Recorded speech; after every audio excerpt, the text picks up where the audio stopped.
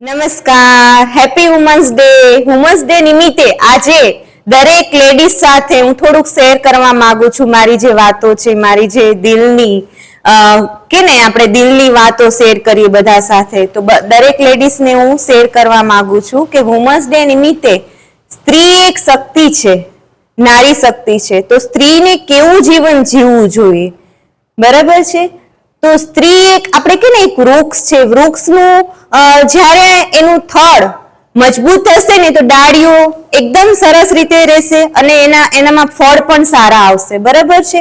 એ જ રીતના ઘર છે, તો ઘરમાં એનું થડ લેડીઝ છે, લેડીઝ જો સ્વસ્થ હશે, નિરોગી હશે, ખુશ હશે તો એની ડાળીઓ પણ ખુશ રહેશે અને ફળ પણ સારું મળશે તમને, બરાબર છે? તો દરેક લેડીઝને આપણે ખુશ રાખવી.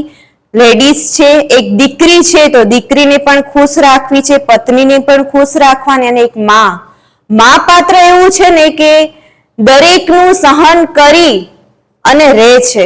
દરેકના કે ને પેલું કે માં તને નથી ખબર પડતી, માં તું આમ છો, પણ માં એ શું છે? તમે ભગવાનને અગર ન તમે પગે લાગો, તમે તમારી માનું માન સન્માન રાખો અને માનું તમે પાલન કરશો ને તો જીવનમાં ક્યારે પણ તમારા લાઈફમાં દુઃખ અને તકલીફ નહીં આવે. કે માં એ શક્તિ છે કે માં એ માગે છે કે ના, મારા બાળકોને, મારા પતિને હું ખુશ રાખું છું અને એના જીવનમાં એના માટે એક પણ થોડો પણ ટાઈમ નથી લેતી એના માટે, બરાબર છે? તો એ શક્તિ છે મામાં. તો માને શું કરવાનું? માં અને દીકરી બેન છે, બધાને પોતાની લાઈફ, પોતાની ખુશી ટાળે છે કે ના પપ્પા છે મમ્મી ત્યાં રહે છે તો કે ના પપ્પા કેમ કરું છું, મારી કઈ પેલી છે તો કે ના. પછી ત્યાર પછી એના મેરેજ થાય છે તો વાઈફ થાય છે તો બી પતિની નીચે રહે છે, બરાબર? તો એની જે ખુશી છે, એના ડ્રીમ છે એ બધા દબાઈ જાય છે.